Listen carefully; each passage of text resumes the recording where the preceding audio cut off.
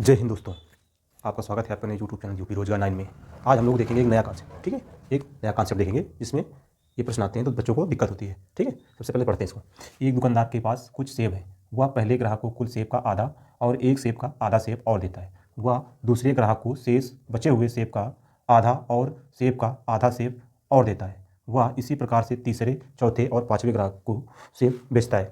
अब उसके पास 15 सेब शेष हैं, तो प्रारंभ में दुकानदार के पास कितने सेब थे। ठीक, देखते हैं। प्रश्न आप लोगों ने पढ़ लिया होगा, एक बार हम देखते हैं इसको। आप लोग एक बार देखिए, अपने मन से करने की कोशिश करिए, देखिए कितना समय लगता है, कर पाते हैं या नहीं। ठीक है, चलो हम लोग चालू करते हैं। हम लोग देखते हैं अब ये प्रश्न कितना बड़ा लिखा हुआ है, इसकी भाषा बहुत बड़ी है। अच्छा, इसे हम हल करेंगे कहाँ से? इसे हल करेंगे नीचे से। यहाँ देखते हैं दुकानदार के पास कितने सेब है, 15 सेब है। ठीक है, यहाँ मान लीजिए दुकानदार, ठीक है, ये दुकानदार है।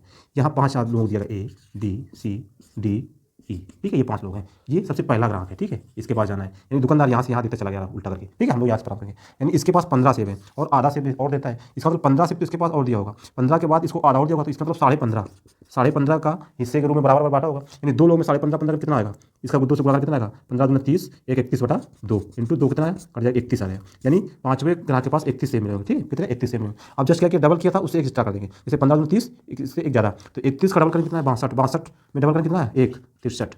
अब 63 का 2 गुना करेंगे, 63 में 26 और एक जोड़ कितना है, 127। ठीक, फिर इसका 2 गुना करेंगे, 127 का डबल कितना होगा, 254, उसमें एक जोड़ कितना आएगा, 255। ठीक है, 255। अब इसका 2 गुना करेंगे कितना आएगा, 2 गुना इसका आएगा 510।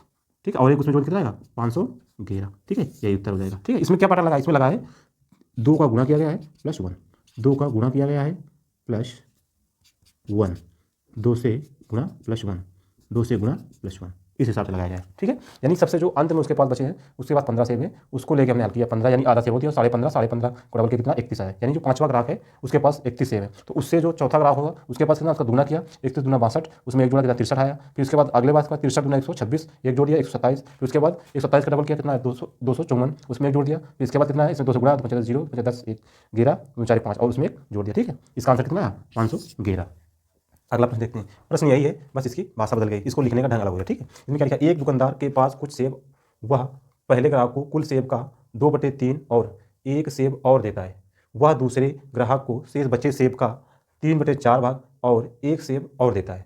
वह तीसरे ग्राहक को शेष बचे सेब का 4/5 भाग और एक सेब और देता है। अब उसके पास 4 सेब बाकी हैं, तो आरंभ में उसके पास कितने सेब थे, यानी दुकानदार के पास प्रारंभ में कितने सेब थे। ठीक है, अब इसमें इस तरह से नहीं लगा सकते क्योंकि इसमें फ्रैक्शन वैल्यू आ गई है। ठीक है, तो इसलिए इसमें क्या करना होगा, इसमें हम मान लेते हैं, माना प्रारंभ में सेब कितने थे उसके पास, प्रारंभ में सेब यक्स थे। ठीक है, अब देखना प्रारंभ में सेब उसके पास यक्स थे, उसने कितने दिया पहले आपको 2/3, तो उसके पास शेष कितने बचे। यानी जब भी कोई वैल्यू होती है तो ये नीचे वाला प्रारंभिक मान होता है। ठीक है, और ऊपर वाला कम या ज़्यादा या देना या घटा बढ़ा जो भी होता है उसको ऊपर लिखते हैं। यानी 2/3 दिया तो उसके पास बचा कितना, 1/3।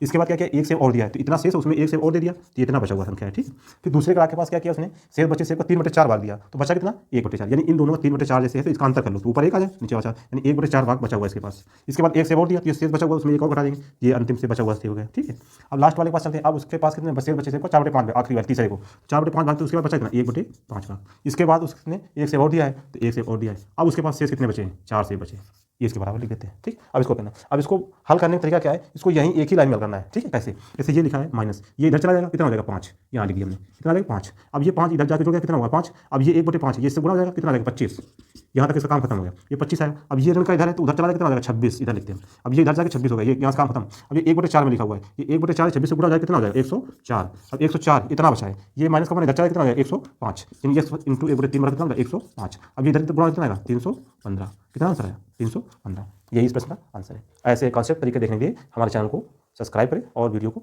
शेयर करें दोस्तों में। ठीक है, धन्यवाद दोस्तों।